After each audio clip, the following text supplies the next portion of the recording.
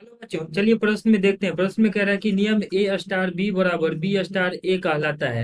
यहाँ पे स्टार एक द्विआधारी संक्रिया है और इसके लिए विकल्प है। विकल्प ए है संवर्तक नियम, विकल्प बी है साहचर्य का नियम, विकल्प सी है क्रम विनिमय नियम और विकल्प डी में दिया गया है इनमें से कोई नहीं।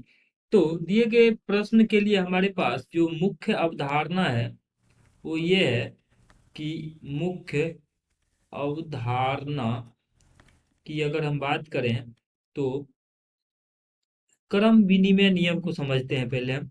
क्रम विनिमय क्रम विनिमय नियम। तो क्रम विनिमय नियम ये कहलाता है कि यदि ए स्टार बी बराबर बी स्टार ए है तो उस स्थिति में स्टार अगर द्विआधारी संक्रिया है तो ए स्टार बी बराबर बी स्टार ए के लिए ये क्रम विनिमय का नियम कहलाता है। अब उसी प्रकार से अगर ए स्टार बी स्टार सी बराबर ए स्टार बी स्टार सी हो तो उस स्थिति में यह जो नियम है यह साहचर्य का नियम कहलाता है।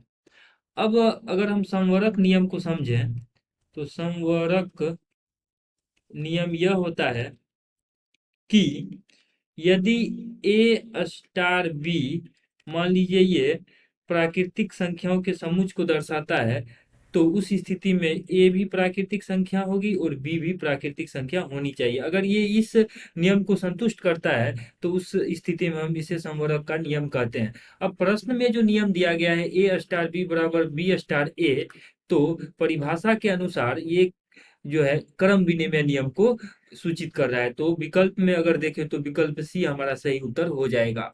आशा करते हैं कि दिए गए प्रश्न का हल आपको समझ में आया होगा। धन्यवाद।